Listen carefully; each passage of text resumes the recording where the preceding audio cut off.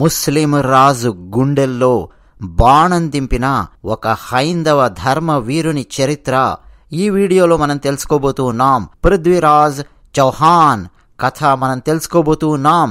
4 बांस 24 गज अंगुल अष्ट प्रमाण తా ఊపర్ సుల్తాన్ హై మత్ చూకే చౌహాన్. ఇది చాలా చాలా ఫేమస్ పోయం. చాలా అద్భుతమైన లైన్స్ అండి ఇవన్నీ కూడా. పృథ్వీరాజ్ చౌహాన్ కథ అత్యద్భుతమైన రోమాంచితమైన గాథ చరిత్ర మనం తెలుసుకోబోతూ ఉన్నాం. అన్నట్టు మా ఛానల్ నచ్చితే వెంటనే సబ్స్క్రైబ్ అవ్వండి, వీడియో నచ్చితే వెంటనే లైక్ కొట్టండి. అంతేకాదండోయ్, మీ అభిప్రాయాలు కామెంట్ సెక్షన్ లో రాసి మాతో పంచుకోవడం ఎట్టి పరిస్థితుల్లో కూడా మర్చిపోకండి.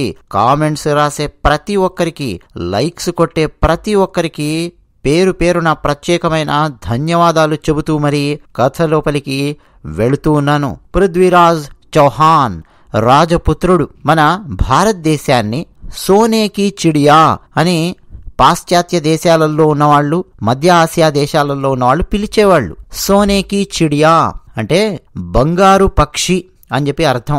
ఎందుకు బంగారు పక్షి అని చెప్పి పిలిచేవాళ్ళు అంటే భారతదేశంలో ఉన్న సంపదకు అంతులేదు.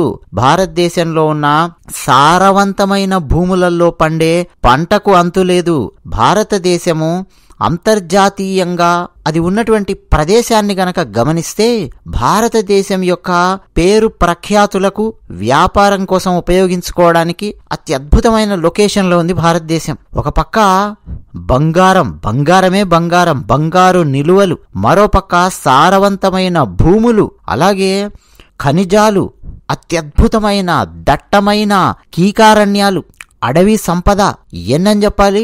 ఇలా భారతదేశము ఒక గోల్డెన్ బర్డ్ లేదా సోనేకి చిడియా అంటే సంపదతో కూడి ఉన్నటువంటి పక్షి లేదా బంగారపు పక్షి. అది పైకి ఎగురుతూ ఉంటుంది, పైకి పైకి పైకి పైకి ఎగురుతూ ఉంటుంది పక్షి. భారతదేశం యొక్క సంపద కూడా అలా అలా అలా అలా పెరిగిపోతూనే ఉంటుంది తప్ప తరిగే ప్రసక్తి లేదు. కాబట్టి కొల్లగొట్టుకున్నోడికి కొల్లగొట్టుకున్నంత అని సోనేకి చిడియా అని మధ్య ఆసియాలో ఉండేటటువంటి వాళ్ళు పిలుచుకునేవాళ్ళు. అందులో ఒకడు మహమ్మద్ ఘోరీ. మహమ్మద్ ఘోరీ కూడా ఇలాగే సోనేకి చిడియా భారతదేశం మీద దండయాత్ర చేసి భారతదేశంలో ఉన్న సంపదనంతా కొల్లగొట్టుకొని రావాలి అని ఆలోచించాడు. అయితే మహమ్మద్ ఘోరీ ఎక్కడ పుట్టాడు అని చెప్పి చూస్తే ఆఫ్ఘనిస్తాన్ దేశంలో, ముఖ్యంగా వెస్ట్ సెంట్రల్ ఆఫ్ఘనిస్తాన్లో ప్రస్తుతం ఘుర్ అనే ఒక ప్రాంతం ఉందండి. ఆ ప్రాంతంలో పుట్టాడు మహమ్మద్ ఘోరీ. అక్కడి నుంచి ఖైబర్ పాస్ అంటాం, అంటే ఖైబర్ కనుమలు, వాటి గుండా పర్వతాల మధ్యలో నుంచి దారులుంటాయి. ఆ దారుల గుండా తన సైన్యాన్ని నడిపించుకుంటూ భారతదేశం వైపు వచ్చాడు. ఢిల్లీ సింహాసనం మీద కన్ను పడింది. ఎలాగైనా సరే ఢిల్లీ సింహాసనాన్ని చేజిక్కించుకోవాలి, ఢిల్లీ సంపద మొత్తం కొల్లగొట్టుకుపోవాలి అని చెప్పి ఆలోచించాడు మహమ్మద్ ఘోరీ. ఇక వచ్చి రావడమే పృథ్వీరాజ్ ఢిల్లీ రాజుకు ఒక ఛాలెంజ్ విసిరాడు. ఏయ్ పృథ్వీరాజ్ చౌహాన్, మర్యాదగా నా ముందు లొంగిపో, నీ దగ్గర ఉన్న సంపద మొత్తం నాకు అప్పగించు అని పృథ్వీరాజ్ చౌహాన్కు ఒక ఛాలెంజ్ విసిరాడు మహమ్మద్ ఘోరీ. తన సైన్యాన్ని మొత్తం తీసుకొని వచ్చి ఢిల్లీ అవతల మొత్తం నిలబెట్టాడు ఒక పెద్ద మైదానంలో. అయితే పృథ్వీరాజ్ చౌహాన్ ఒక్కసారి మీసం మేలేసుకొని, ఎవడ్రా వాడు, మహమ్మద్ ఘోరియా, ఎక్కడి నుంచి వచ్చాడు వాడు? భారతదేశం అనగానే ప్రతి ఒక్కడు రావడము, దోచుకోవడము, బందిపోట్లలాగా ఉన్నారు వీళ్ళు. రాజులా బందిపోట్ల భారతదేశం మీద పడి దోచుకోవడానికి వచ్చారేమిటి? ఎట్టి పరిస్థితుల్లోనూ వాడు ఢిల్లీ సింహాసనం చేజిక్కించుకునే ప్రసక్తే లేదు, పదండి యుద్ధానికి అని పృథ్వీరాజ్ చౌహాన్ తన సైన్యాన్ని ఉత్తేజపరిచాడు, ఉత్సాహపరిచాడు. అయితే పృథ్వీరాజ్ చౌహాన్కి ఉన్నటువంటి ఒక గొప్ప లక్షణం ఏమిటంటే యుద్ధవీరుడు మాత్రమే కాదు, శబ్దభేది విద్యను ఆయన ప్రయోగించగలడు. శబ్దాన్ని పట్టి బాణం వేయగలడు. అంటే కళ్ళు మూసేసినా సరే, లేదు ఏ అడవిలోనో వెళుతూ ఉంటే ఎక్కడో శబ్దం వచ్చింది, అక్కడ పడాలి బాణం అంటే అక్కడ పడుతుంది. రామాయణంలో మనం దశరథ మహారాజు గారికి సంబంధించిన కథ మనం చదువుకుంటాం, శ్రవణ కుమారుని కథ. దశరథ మహారాజు గారు పాపం ఆయన అలాగే ఇరుక్కుంటారు. ఏదో జంతువు నీళ్లు తాగుతోందేమో అని చెప్పి అనుకుని బాణం వదిలితే ఆ బాణం కాస్త వెళ్లి శ్రవణ కుమారునికి తగులుతుంది కదా. ఆ సమయంలో మనం శబ్దభేది గురించి వింటాం. చాలా తక్కువ సందర్భాలలో వింటాం శబ్దభేది బాణాన్ని ప్రయోగించే వాళ్ళ గురించి. ఇదిగో చరిత్రలో పృథ్వీరాజ్ శబ్దభేది బాణాన్ని ఆయన ప్రయోగించగలడు. ఇక ఆయనకు తెలియని యుద్ధ తంత్రం లేదు, యుద్ధ విద్య లేదు. సైన్యాన్ని ఉత్సాహపరిచాడు, పదండి ముందుకు అని చెప్పి దూకించాడు. ఆ యుద్ధాన్ని చరిత్రలో the first battle of Tarain అని చెప్పి పిలుస్తారు. ఇక పృథ్వీరాజ్ అండి, ఒక చేతిలో ఒక చిన్న గొడ్డలి, పెద్ద గొడ్డలి కూడా కాదు. మీరు బాహుబలి సినిమాలో గనక షార్ట్ చూసుంటే ఆ ప్రభాసం చూపించేటప్పుడు ఒక చిన్న గొడ్డలిని అలా తన చేతుల్లో నుంచి తీస్తాడు, వదులుతాడు. గుర్తుండే ఉంటుంది మీలో చాలా మందికి. అది ఎక్కడి నుంచి తీసుకున్నారు అనుకుంటున్నారు మీరు? పృథ్వీరాజ్ చౌహాన్ జీవిత చరిత్రలో ఆయన చేసినటువంటి యుద్ధాలలో ఎటువంటి యుద్ధ తంత్రాలు వాడాడు, ఎటువంటి యుద్ధ ఆయుధాలు వాడాడు, అవన్నీ గనక గమనిస్తే అర్థమైపోతుంది. ఒక చేతిలో చిన్న గొడ్డలి, మరో చేతిలో ఖడ్గం. దాంతో పృథ్వీరాజ్ చౌహాన్ యుద్ధం చేస్తూ ఆ ముస్లింల దండును దొరికినోడిని దొరికినట్టు నరికి పారేయడం మొదలు పెట్టాడు. ఆ తర్వాత ఎప్పుడైతే ఆయన గుర్రం మీదకి ఎక్కి కూర్చునేవాడో ఆ సమయంలో బాణాలను ఉపయోగించి ఎదుటి సైన్యం మీదకి ప్రచండ వేగంతో బాణాలను ప్రయోగించి వాళ్ళ తలకాయలు చీల్చి పారేసేవాడు. పృథ్వీరాజ్ చౌహాన్ చేస్తున్నటువంటి యుద్ధం దెబ్బకు మహమ్మద్ ఘోరీ సైన్యం కొన్ని గంటలలోనే చేతులెత్తేసినటువంటి పరిస్థితి. పృథ్వీరాజ్ చౌహాన్ దగ్గర ఉన్న గజ సైన్యం, మన భారతదేశం అంటేనే గజ సైన్యం కదండి. గజ సైన్యము మహమ్మద్ ఘోరీ యొక్క అశ్వ సైన్యాన్ని, కాల్ బలాన్ని తొక్కి పారేసి నుజ్జు నుజ్జు చేసింది. మరోపక్క పృథ్వీరాజ్ చౌహాన్తో పాటు గోవిందరాయ్ అని చెప్పి ఉండేవాడు, అలాగే స్కందా అని చెప్పి ఆ యుద్ధంలో పృథ్వీరాజ్ చౌహాన్ తరపున అంటే ఆయనతో పాటు పాల్గొన్నటువంటి వీరుడున్నాడు స్కందా. అలాగే పాజావాన్, కచ్చావాహా అని చెప్పి మరొక రాజు. వీరందరూ అండి మహమ్మద్ ఘోరీ సైన్యం మీద పడి నరికి పారేయడం మొదలుపెట్టారు. మహమ్మద్ ఘోరీ సైన్యంలో కుతుబుద్దీన్ ఐబక్ అనే సైన్యాధ్యక్షుడు, బహౌద్దీన్ తుగ్రిల్ అని చెప్పి ఇంకో సైన్యాధ్యక్షుడు, ఇట్లా చాలా మంది సైన్యాధ్యక్షులు ఉన్నారు. ఇక వీళ్ళందరినీ తరిమి తరిమి కొట్టాడు పృథ్వీరాజ్ చౌహాన్. రాజపుత్రుల శౌర్యము, వీర్యము, ఆ బలము, సాహసము ఎలా ఉంటుందో ఆ ఫస్ట్ బ్యాటిల్ ఆఫ్ తెరైన్ లో పృథ్వీరాజ్ చౌహాన్ సైన్యం చూపించడం మొదలుపెట్టింది. ఇక ఖడ్గాలతో, బల్యాలతో ఆ ముస్లిం సైన్యాన్ని పొడిచి పారేయడం మొదలు పెట్టారు. ఆ దెబ్బకండి ఆ ముస్లింల సైన్యం, ఆ ముస్లింల దండు తమ ఆయుధాలన్నీ కింద పారేసి వెనక్కు తిరిగి పారిపోవడం మొదలుపెట్టారు. ఇక పారిపోయే సైనికులను చంపకూడదు అన్న నీతిని, నియమాన్ని పాటించి పృథ్వీరాజ్ చౌహాన్ ఆ పారిపోతున్న ముస్లిం సైనికులను చంపలేదు, వాళ్ళ మీదకి ఆయుధాన్ని ప్రయోగించలేదు. కాకపోతే మహమ్మద్ ఘోరీని మాత్రం బంధించారు. ఇనుప వలలు విసిరి మహమ్మద్ ఘోరీని బంధించి లాక్కొనొచ్చారు. పృథ్వీరాజ్ చౌహాన్ ఇక తన సభలో కూర్చొని ఉన్నాడు.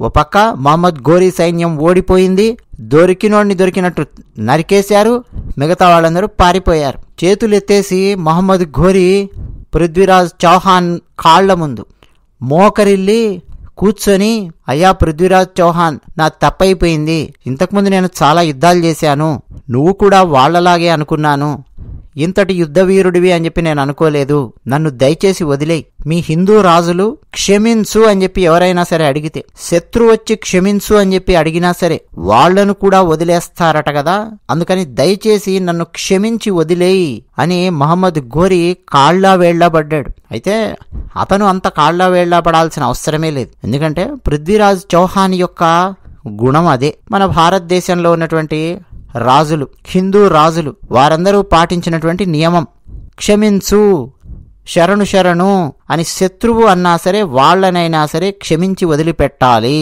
శరణు శరణు అంటే వాళ్ళను వదిలిపెట్టాలి అన్న లక్షణంతో ఉండేవారు. అట్లా పృథ్వీరాజ్ చౌహాన్ మహమ్మద్ ఘోరీకి ప్రాణభిక్ష పెట్టాడు. నేను నిన్ను చంపను, నిన్ను నేను చెరసాలలో కూడా వెయ్యను. ఒక రాజును మరొక రాజు ఏ విధంగా అయితే భావిస్తాడో నేను అలా నిన్ను భావిస్తూ ఉన్నాను, నీకు ప్రాణభిక్ష పెడుతూ ఉన్నాను. నీ ఆఫ్ఘనిస్తాన్కు, నీ దేశానికి, నీ ప్రాంతానికి నువ్వు వెళ్ళిపో అని పృథ్వీరాజ్ అతనికి ప్రాణభిక్ష పెట్టాడు. అయితే పృథ్వీరాజ్ చౌహాన్ స్నేహితుడు, పృథ్వీరాజ్ ఆస్థాన కవి చాంద్ బరదాయ్ అని చెప్పి ఉన్నాడు. చిన్నప్పటి మిత్రుడు పృథ్వీరాజుకు చాంద్ బరదాయ్. అంతేకాదు అవధ్ భాషలో అత్యద్భుతమైన కావ్యాలను అందించిన కవి చాంద్ బరదాయ్. చాంద్ బరదాయ్ వెంటనే పృథ్వీరాజ్ సింహాసనం దగ్గరికి వచ్చి, మిత్రమా, ఎప్పుడైనా సరే శత్రువును క్షమించి వదిలేయాలి అని చెప్పి అంటే శత్రువుకు కూడా ఆ అర్హత ఉండాలి మిత్రమా. వద్దు, ఇదేం త్రేతాయుగం కాదు మిత్రమా, ఇది కలియుగము.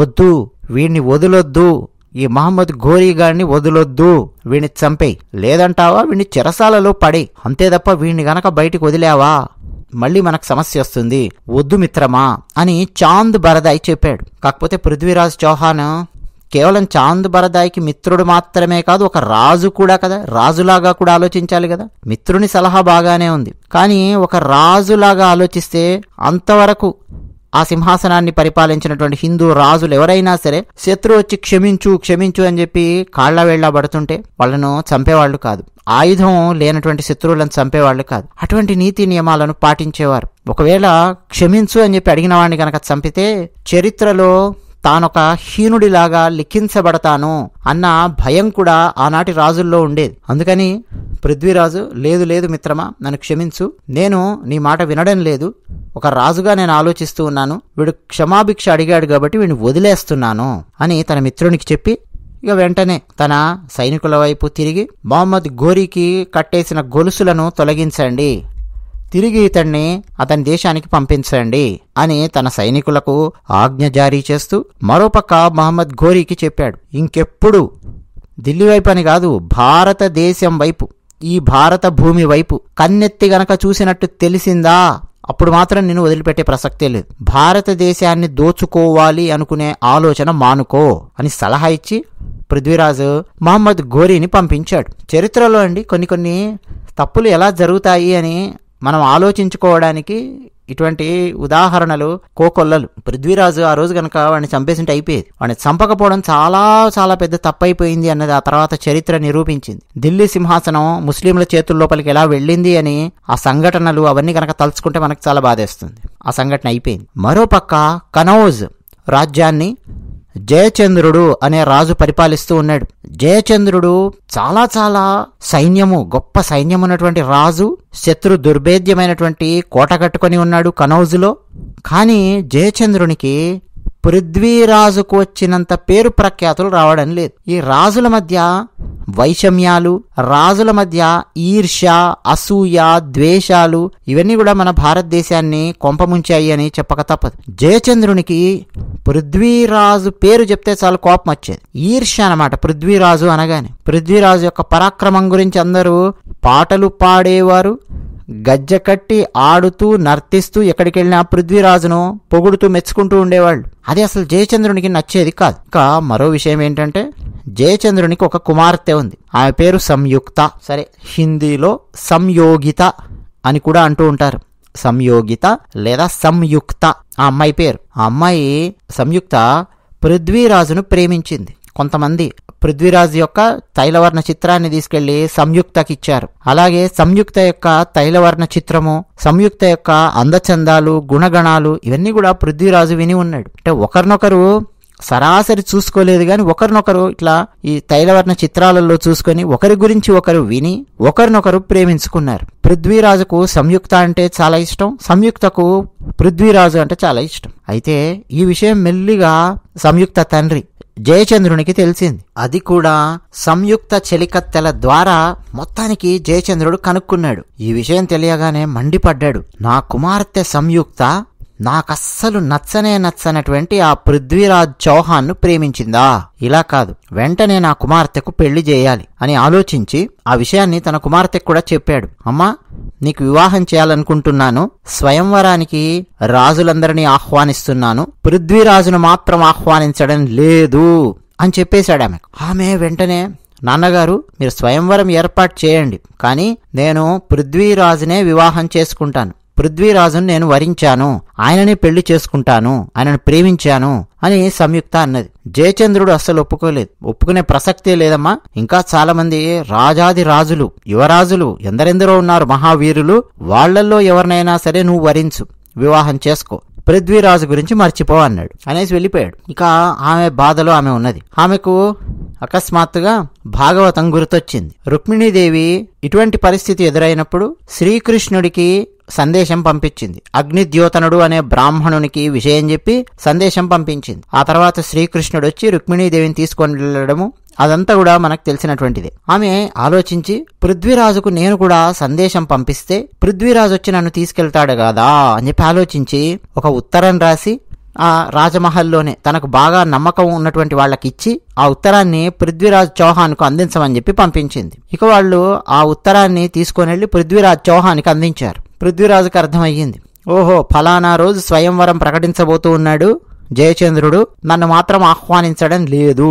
కానీ ఈ అమ్మాయి సంయుక్త పంపించినటువంటి ఈ ఉత్తరమే ఆహ్వాన పత్రికగా నేను భావిస్తాను, ఎలాగైనా సరే సంయుక్తాన్ని నేను తీసుకొని వస్తాను అని పృథ్వీరాజు అనుకున్నాడు. అలాగే తన సైన్యాధ్యక్షునికి అలాగే మరికొంతమంది సైనికులను పిలిచి కూర్చోబెట్టి విషయం చెప్పాడు, సిద్ధంగా ఉండండి అని. ఇక స్వయంవరం రోజు రానే వచ్చింది. జయచంద్రుడు రాజాది రాజులను యువరాజులను ఎందరినో పిలిపించాడు. ఇక ఆయన సభాభవనంలో అందరు కూర్చొని ఉన్నారు. సంయుక్త చేతికి వరమాల ఇచ్చారు.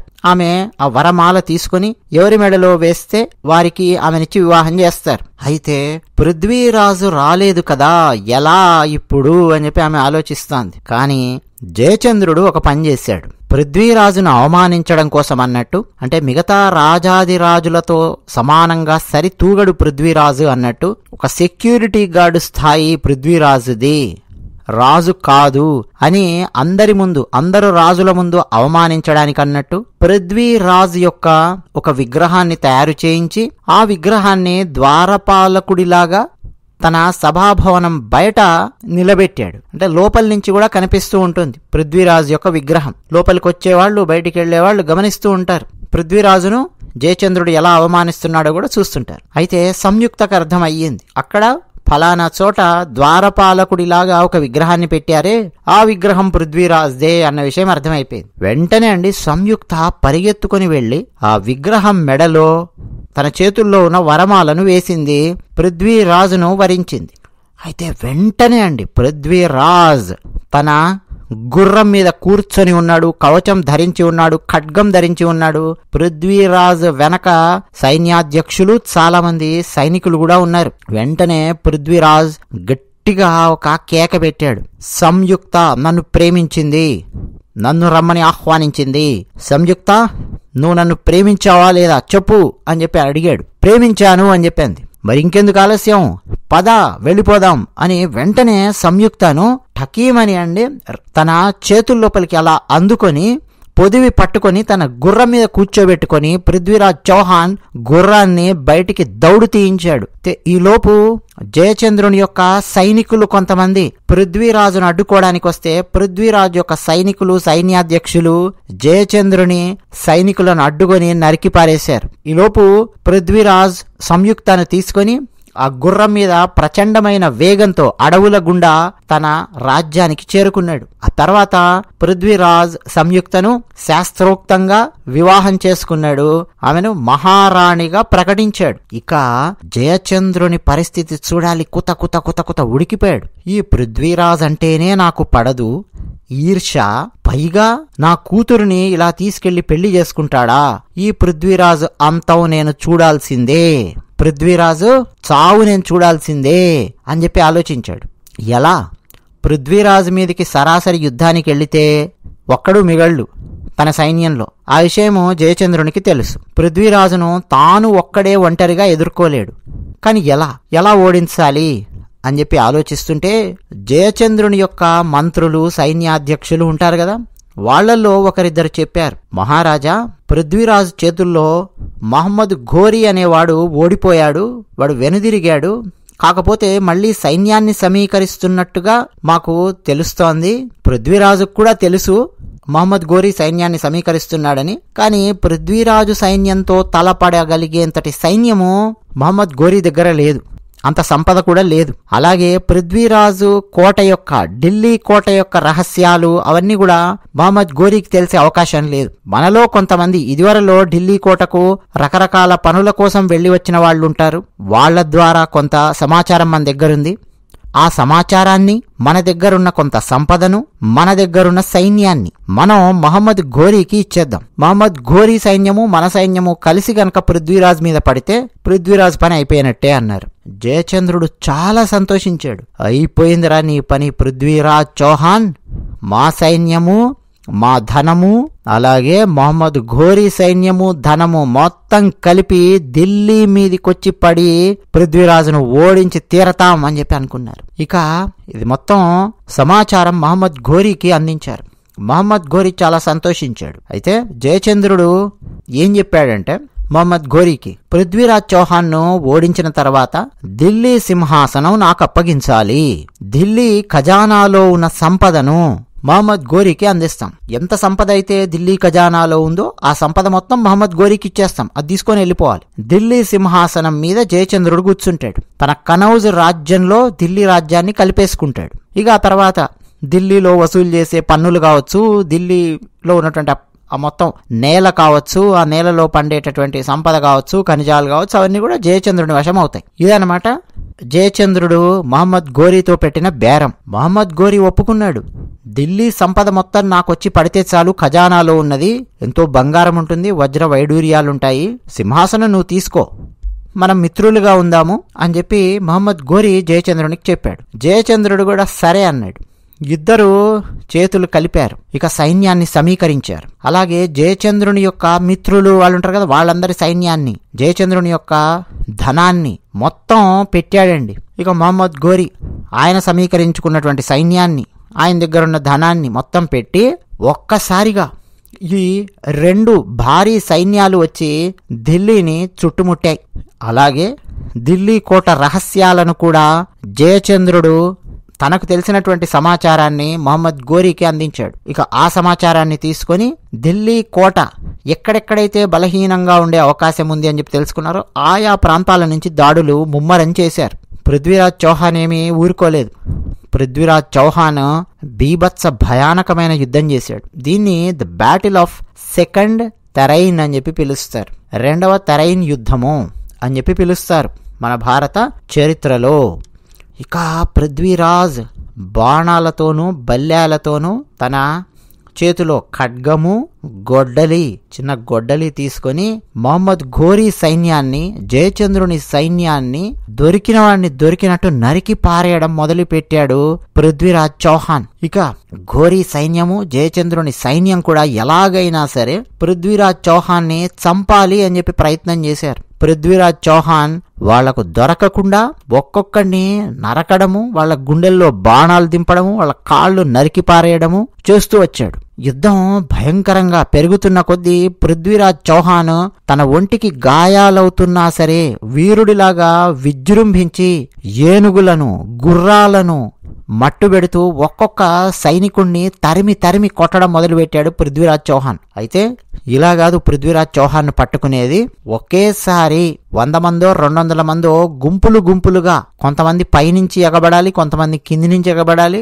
ఒక వల సరిపోదు, ఒక 10 నుంచి 20 దాకా వలలు, ఇనుప వలలు తీసుకొని రావాలి. వల మీద వల, వల మీద వల విసరాలి. పృథ్వీరాజ్ చౌహాన్ యొక్క కాళ్లను గొలుసులతో ఏనుగును కట్టేసినట్టు కట్టేయాలి, చేతులను గొలుసులతో కట్టేయాలి. కట్టేసి వలలు మీదికి విసిరి పృథ్వీరాజ్ చౌహాన్ని పట్టుకోవాలి అని పథకం వేశారు.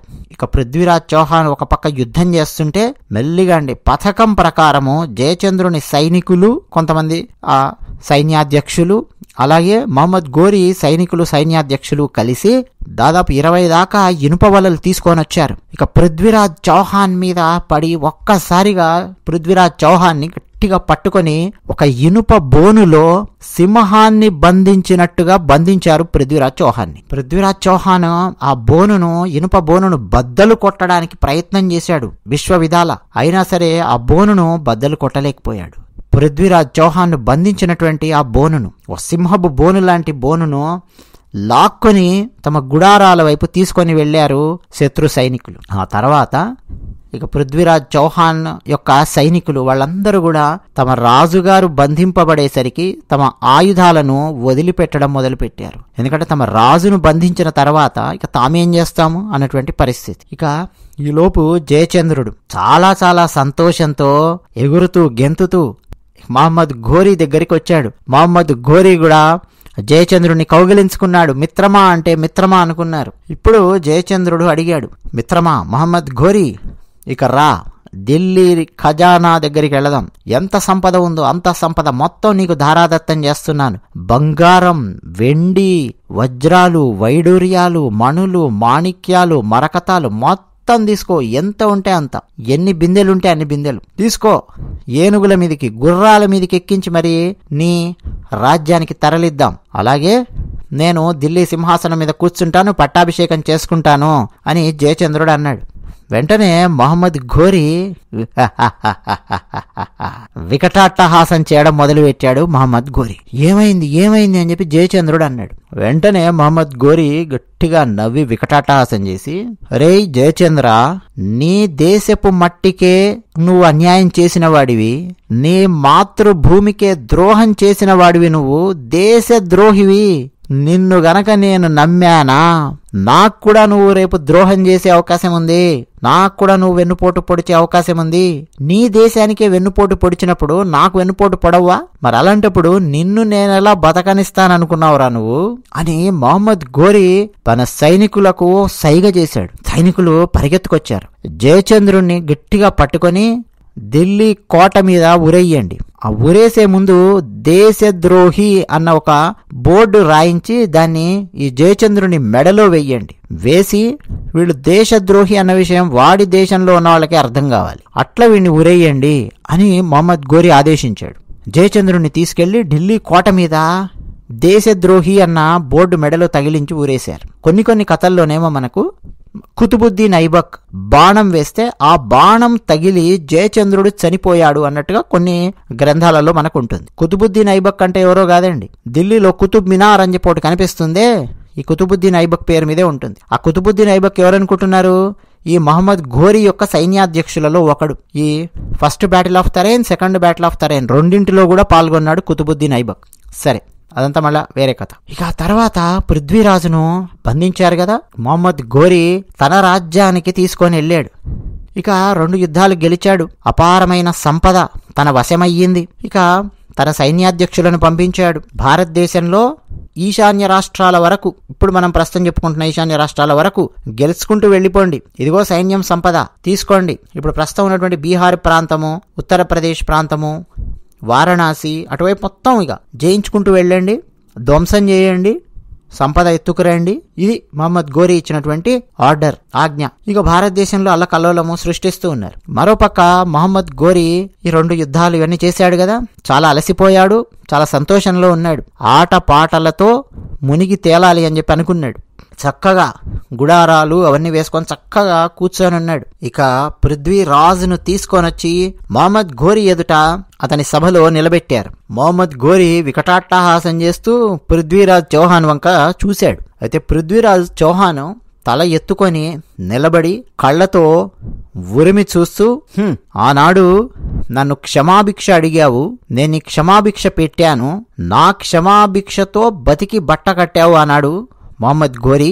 ఆనాడే నీకు చెప్పాను ఇటువైపు రాకు అని, అయినా సరే మా భారతదేశం వైపు వచ్చావు, పైగా మాలోనే ఉన్నటువంటి ఒకడు అంటే మా రాజులలో ఒకడైన జయచంద్రునితో చేతులు కలిపి ఇట్లా భారతదేశాన్ని నాశనం చేయడానికి వచ్చావు. నీ దగ్గరున్న సంపద సరిపోదా? దేశాలను, సంస్కృతులను, ప్రాంతాలను నాశనం చేయడం ఏమిటి అని మహమ్మద్ ఘోరీ సభలో గర్జించాడు పృథ్వీరాజ్ చౌహాన్. అయితే మహమ్మద్ ఘోరీ కండి తల కొట్టేసినట్టు అయిపోయింది. అసలు మహమ్మద్ ఘోరీ అనగానే ఒక్కొక్కడు ఆయన సభలో లిటరల్ గా చెప్పాలంటే ఉచ్చబోసుకుంటారు, భయపడతారు, గజగజ వణుకుతారు మహమ్మద్ ఘోరీ అంటే. అటువంటి ఘోరీ ఎదుట సభలో నిలబడి, అది కూడా గొలుసులతో కట్టేసి ఉంచారు పృథ్వీరాజును, నిలబడి ధైర్యంగా మాట్లాడుతున్నాడు. ఒళ్ళు మండిపోయింది మహమ్మద్ ఘోరీకి. ఏయ్, నా వైపు గుడ్లు మిటకరించి చూస్తావా?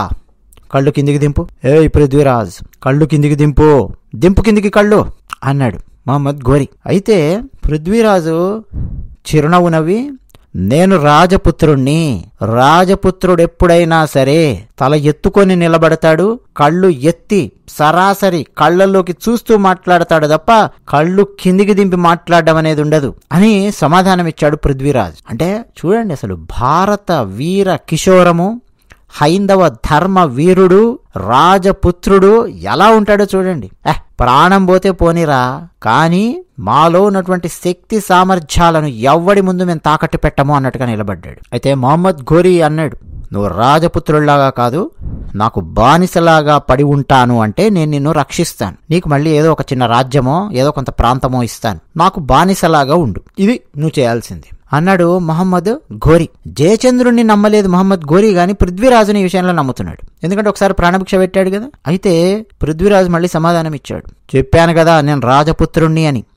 రాజపుత్రుడు ఒకడి కింద బానిసగా బతకడం కంటే చచ్చిపోవడానికి కూడా సిద్ధపడతాడు. చంపేసేయి నన్ను, అంతే తప్ప నీకు గులాంగిరి చేసుకుంటూ బతికే ప్రసక్తే లేదు అన్నాడు పృథ్వీరాజు. పృథ్వీరాజు కళ్ళలో కళ్ళు పెట్టి సూటిగా చూస్తూ సమాధానం ఇస్తూ ఉండేసరికి మహమ్మద్ ఘోరీకి ఒళ్ళు మండిపోయి వెంటనే తన సైనికులను పిలిచి ఆజ్ఞాపించాడు, ఈ పృథ్వీరాజును తీసుకెళ్ళండి, సలసల సలసల కాగుతూ మండుతూ ఉన్నటువంటి బొగ్గు లోపల వేడిగా ఇనుప చువ్వలను కాల్చండి.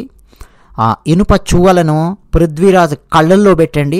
2 కళ్ళు పట్పట్వని పేలిపోవాలి, ఇక గుడ్డివాడైపోవాలి. గుడ్డివాడయిన తర్వాతే మళ్ళీ పృథ్వీరాజును నేను చూడాలి అని పంపించాడు ఘోరీ. వెంటనే పృథ్వీరాజును లాక్కెళ్లారు. కాలుతున్న ఇనుప చువ్వలతో పృథ్వీరాజు 2 కళ్లను పోగొట్టారు ఆ సైనికులు. ఎంత భయంకరమైన బాధ ఉంటుందో చూడండి. ఆ బాధను పంటి కింద పెట్టి అనుభవించాడు పృథ్వీరాజు. ఆ తర్వాత మళ్ళీ సభకు తీసుకొని వచ్చారు. ఇప్పుడు చెప్పు, ఇప్పటికైనా నాకు గులాంగా ఉంటావా, నాకు బానిసగా ఉంటావా చెప్పు. బానిసగా ఉంటానంటే నీకు ప్రాణభిక్ష పెడతాను అన్నాడు మహమ్మద్ ఘోరీ. అయితే పృథ్వీరాజు సమాధానం ఇచ్చాడు, చెప్పాను కదా నా కళ్ళు పీకేయగలిగావు నువ్వు, అంతేగాని రాజపుత్రుని యొక్క ఆత్మవిశ్వాసాన్ని ఆత్మాభిమానాన్ని నువ్వు పోగొట్టలేవు. నేను నీకు బానిసనవ్వను, చస్తే చస్తాను, చంపితే చంపుకో అని నిలబడ్డాడు. ఏం చేయాలో మహమ్మద్ ఘోరీకి అర్థం కాలేదు. సరే ఇతని సంగతి మళ్ళీ ఆలోచిద్దామని తీసుకెళ్లి చెరసాలలో బంధించండి, చీకటి చెరసాలలో బంధించండి అని చెప్పాడు. అసలే కళ్ళు పోయాయి, మళ్ళీ చీకటి చెరసాల. సరే తీసుకెళ్లి చీకటి చెరసాలలో బంధించారు. చాంద్ బరదాయ్ మనం మొదట చెప్పుకున్నాం కదా, కవి, అలాగే పృథ్వీరాజ్ చౌహాన్ యొక్క మిత్రుడు. ఆయన ఎలాగైనా సరే పృథ్వీరాజ్ చౌహాన్ని రక్షించాలి అని చెప్పి ఢిల్లీ నుంచి ప్రయాణమై మహమ్మద్ ఘోరీ దగ్గరికి వచ్చాడు. మహమ్మద్ ఘోరీ సభ లోపలికి వచ్చాడు. చెప్పు ఏమిటి అన్నాడు మహమ్మద్ ఘోరీ.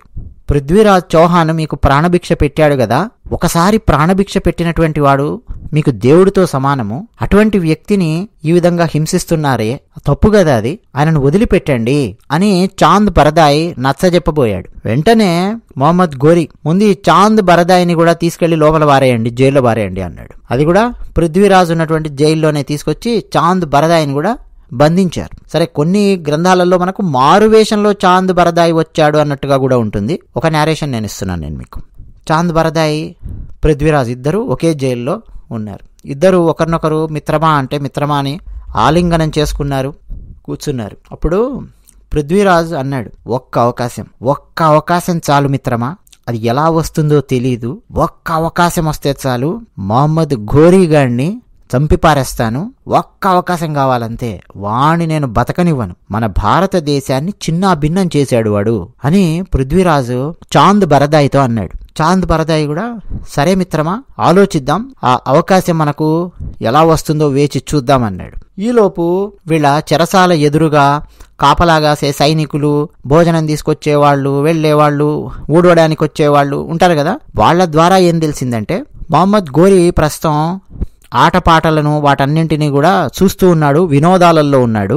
ఆ వినోదాలలో నాట్యాలు ఉన్నాయి, పాటలు ఉన్నాయి, రకరకాల క్రీడలు ఉన్నాయి. ఆ క్రీడలలో అంటే ఆనాటి క్రీడలలో ఒకటి ధనుర్విద్య.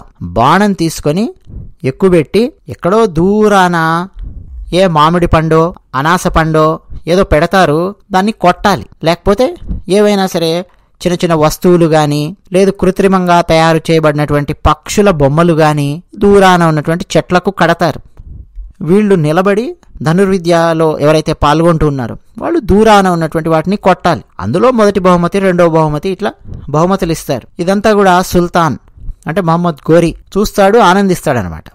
ఇదొకటి. అయితే చాంద్ బరదాయ్ వెంటనే పృథ్వీరాజుకు చెప్పాడు, అవకాశం వచ్చింది మిత్రమా, మనం ప్రయత్నం చేద్దాము, సిద్ధంగా ఉండు, ఎలాగైనా సరే నేను సుల్తాన్ను ఒప్పిస్తాను, నువ్వు కూడా ఆ ధనుర్విద్యకు సంబంధించిన ఆ పోటీలో పాల్గొనేలాగా, విలువిద్య పోటీలో పాల్గొనేలాగా నేను ఒప్పించే ప్రయత్నం చేస్తాను అన్నాడు. పృథ్వీరాజుకి అర్థం కాలే ఎలా ఒప్పిస్తాడబ్బా అని. అయితే చాంద్ బరదాయ్ తమ చెరసాల ముందున్న సైనికులలో ఒకరిని పిలిచి, నేను సుల్తాన్తో మాట్లాడాలి, విలువిద్యకు సంబంధించిన పోటీలో పాల్గొనడానికి ఒక ఆసక్తికరమైన విషయం నేను సుల్తాన్ గారికి చెప్తాను, దయచేసి ఈ విషయాన్ని వారి దాకా తీసుకెళ్ళండి అని చెప్పి అడిగాడు. సరే, మొత్తానికి ఆ సైనికులు ఆ జైలు మొత్తం ఎవరి కింద అయితే ఉంటుందో అధికారి ఆయనకు చెప్పారు. సరే చెప్తానులే అని చెప్పి ఆ జైలు అధికారి తనకు అవకాశం వచ్చినప్పుడు సుల్తాన్కు అంటే మహమ్మద్ ఘోరీకి చెప్పాడు. అవునా, నాతో మాట్లాడతాడట, ఒకసారి తీసుకురా, ఒకసారి చూద్దాం ఏం మాట్లాడతాడో అని చెప్పి మహమ్మద్ ఘోరీ అన్నాడు. వెంటనే చాంద్ బరదాయిని తీసుకొని వచ్చి మహమ్మద్ ఘోరీ ముందు నించోబెట్టారు.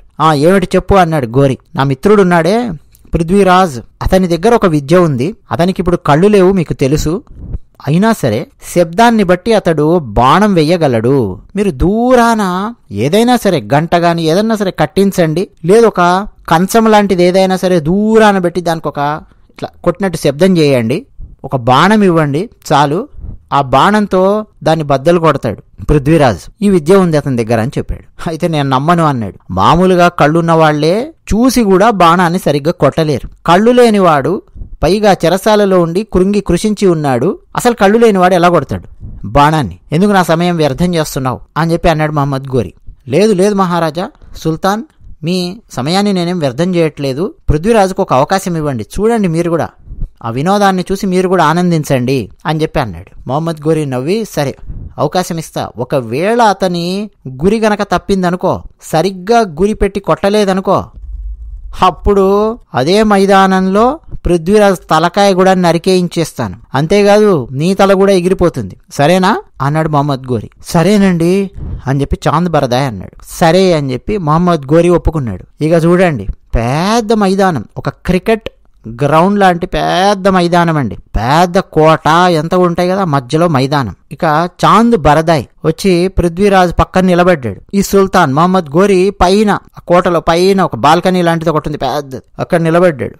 వెంటనే చాంద్ బరదాయ్ చెప్పాడు, సుల్తాన్ ఇతనికి కళ్ళు కనిపించట్లేదు కదా, మీరు పైన ఉన్నారు కదా, ఇతనికి ఆజ్ఞ ఇవ్వండి, మీరు 3 సార్లు ఆజ్ఞ ఇవ్వండి, పృథ్వీరాజ్ బాణాన్ని సంధించు, పృథ్వీరాజ్ బాణాన్ని సంధించు అని చెప్పి మీరు 3 సార్లు గట్టిగా కేకలు వేయండి, అప్పుడు ఇతనికి వినిపిస్తుంది. మీ ఆజ్ఞానుసారం 3వసారి మీరు బాణం వేయి అనగానే బాణం వేస్తాడు ప్రభు పృథ్వీరాజు, దూరాన అక్కడ కట్టినటువంటి ఆ పళ్ళాన్ని కొడతాడు, శబ్దం చేయండి అంతే చాలు అని చెప్పి అంటాడు. ఎవరు? చాంద్ బరదాయ్ అన్నాడు అనమాట. అనే వరకు నవ్వుకుంటూ సరే అని చెప్పి పైనుంచండి, ఆ పైన ఎక్కడో 4వ అంతస్తో 5వ అంతస్తో అంత ఉంటుంది ఆ కోట లోపల, ఆ పైన అక్కడ నిలబడి ఉన్నాడు మహమ్మద్ ఘోరీ. అక్కడెక్కడో దూరాన, అంటే ఇప్పుడు క్రికెట్ పిచ్ లాంటి పిచ్లో మధ్యలో ఎక్కడో పృథ్వీరాజ్ నిలబడి ఉంటే అక్కడెక్కడో దూరాన ఏదో కట్టేసి ఉంచారనమాట, ఓ పళ్ళెం లాంటిది. పృథ్వీరాజ్ చేతికి ధనస్సు బాణాన్ని ఇచ్చారు. అయితే సమస్య ఏంటి, ఇప్పుడు పృథ్వీరాజుకు సుల్తాన్ ఎక్కడున్నాడో తెలియాలి కదా, కళ్ళున్నప్పుడు పరిస్థితి వేరు, కళ్ళు లేకపోయేసరికి పైగా అక్కడిక్కడ శబ్దాలు అవన్నీ కూడా వినిపిస్తుంటాయి, ప్రజల శబ్దాలు వినిపిస్తుంటాయి, మధ్యలో గోల ఇదంతా కూడా ఉంటుంది, సుల్తాన్ ఎక్కడున్నాడు అన్నది తెలియాలి కదా. మహమ్మద్ ఘోరీ చాంద్ బరదాయ్ ముందే చెప్పాడు జైల్లో, నేను చెప్తాను, నేను ఒక కవిత చెప్తాను, ఆ కవితను పట్టుకొని దాని ప్రకారం నువ్వు బాణం వేయి అని చెప్పాడు. సరే అని చెప్పి సిద్ధంగా ఉన్నాడు పృథ్వీరాజు, ధనస్సు ఒకటే బాణం పట్టుకొని ఉన్నాడు. అక్కడెక్కడో దూరాన శబ్దం ముందు గంట ఒకటి కొట్టి ఉంచారు, దానికి గురిపెట్టి ఉన్నాడు. 3 సార్లు ఇప్పుడు సుల్తాన్ చెప్పాలి కదా, పృథ్వీరాజ్ బాణం సంధించు అని చెప్పి అన్నాడు. సుల్తాన్ ఒకసారి అనగానే సిద్ధంగా ఉన్నాడు పృథ్వీరాజ్. మళ్ళీ కొన్ని సెకండ్ల గ్యాప్ తీసుకొని పృథ్వీరాజ్ బాణం సంధించు అని చెప్పి గట్టిగా 2వసారి అన్నాడు సుల్తాన్. ఇప్పుడు అన్నాడండి చాంద్ బరదాయ్, ఆయన చెప్పినటువంటి పద్యం పృథ్వీరాజు రసోలో చాలా చాలా ప్రముఖమైనటువంటి పద్యం అన్నమాట, అవధ్ భాషలో ఉంటుంది. హే పృథ్వీరాజ్ कमान बांध, हे अंतिम अवसर यही, एक बाण से लक्ष्य भेद कर, मत चूके चौहान, 4 बाण से 24 गज, अंगुल अष्ट प्रमाण, ता ऊपर सुल्तान है, మత్ చూకే చౌహాన్ అని చెప్పి అరిచాడు. అంటే ఎంత దూరంలో సుల్తాన్ ఉన్నాడు, ఎక్కడున్నాడు, ఏంటి అన్నది ఆ మెజర్మెంట్స్ తో సహా, క్యాలిక్యులేషన్స్ తో సహా ఎగ్జాక్ట్ గా అవధ్ భాషలో ఆ కవితలో చెప్పాడు చాంద్ బరదాయ్. 3వసారి సుల్తాను గట్టిగా పృథ్వీరాజ్ బాణం సంధించి వదులు అనగానే పృథ్వీరాజ్ అండి అకస్మాత్తుగా చూస్తున్నదేమో వేరే డైరెక్షన్ లో చూస్తున్నాడు గంట ఎక్కడైతే కొట్టారో. కానీ అకస్మాత్తుగా తన భుజం మీద నుంచి బాణాన్ని వెనక్కి తిప్పి ఒక్కటేసారి సంధించి వదిలితే సర్రన దూసుకొని వచ్చి బాణము సుల్తాన్ గుండెల లోపలికి దిగింది. గుండెను 2 ముక్కలుగా చీల్చింది. ధబ్బు అని చెప్పి మహమ్మద్ ఘోరీ కుప్ప కూలిపోయి తన పక్కనే ఉన్నటువంటి కుర్చీలో పడిపోయాడు.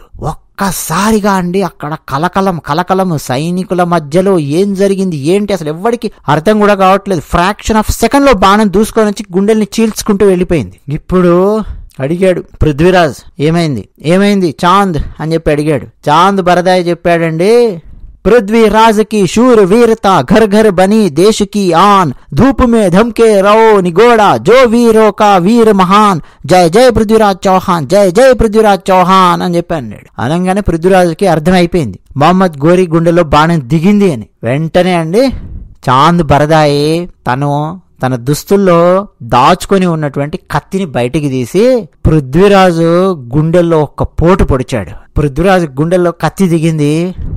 వెంటనే ఆ కత్తి తాను తీసుకొని తన గుండెల్లో పొడుచుకున్నాడు చాంద్ బరదాయ్. కింద పడుతూ ఉంటే పృథ్వీరాజ్ చౌహాన్ ఒకటే మాట అన్నాడు, అమ్మయ్యా చాలా మంచి పని చేశావు చాంద్, నన్ను నేను ఎలా చంపుకోవాలో నాకు అర్థం కావట్లేదు. శత్రువుల చేతుల్లో చిక్కి వాళ్ల చేతుల్లో చిత్రహింసలు అనుభవించి వాళ్ల ఆయుధాలతో చచ్చే కంటే ఇలా మరణిస్తూ ఉన్నాము, చాలు మహమ్మద్ ఘోరీ గారిని చంపాను చాలు అని చెప్పి పృథ్వీరాజ్ అలాగే అండి ఆ భూమి మీద వాలిపోయి ఆయన ప్రాణం అలా పోయింది. చాంద్ బరదాయ్ ప్రాణం కూడా పోయింది. చాంద్ బరదాయ్ ఆయన పెదవుల మీద చిరునవ్వు ఉంది. మహమ్మద్ ఘోరీని చంపగలిగే అవకాశాన్ని పృథ్వీరాజుకు ఇచ్చాను, దాన్ని సద్వినియోగం చేసుకున్నాడు నా మిత్రుడు అన్నటువంటి ఒక అద్భుతమైన ఆనందము చాంద్ బరదాయ్ పెదవుల మీద ఉంది. అలా ఇద్దరు అదే మైదానంలో పడి మరణించారు. ఇది పృథ్వీరాజ్ రసోలో మనకు కనిపించేటటువంటి అద్భుతమైన చరిత్ర. అయితే మన భారతదేశపు చరిత్రను డిస్టార్టెడ్ హిస్టరీగా తయారు చేసినటువంటి ఘనత మన దేశ పాలకులకు దక్కుతుందండి.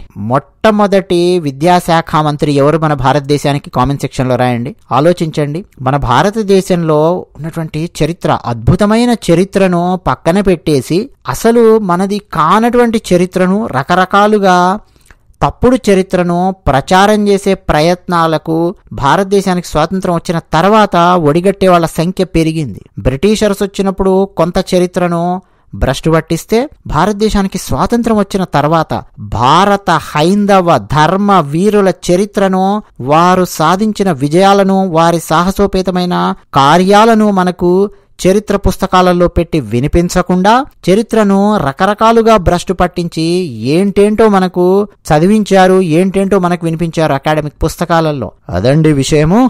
మరి మీరు కూడా జై జై పృథ్వీరాజ్ చౌహాన్ అని చెప్పి కామెంట్ సెక్షన్ లో రాయండి. పృథ్వీరాజ్ చౌహాన్ అనే రాజపుత్రుడు, వీర హిందూ యోధులందరూ ఒక్కసారిగా ఆయనకు సెల్యూట్ కొడతారు. అసలు వీర హిందూ యోధులందరినీ మోసం చేసి చంపేశారు అనడానికి చరిత్రలో ఇది ఒక సాక్ష్యము.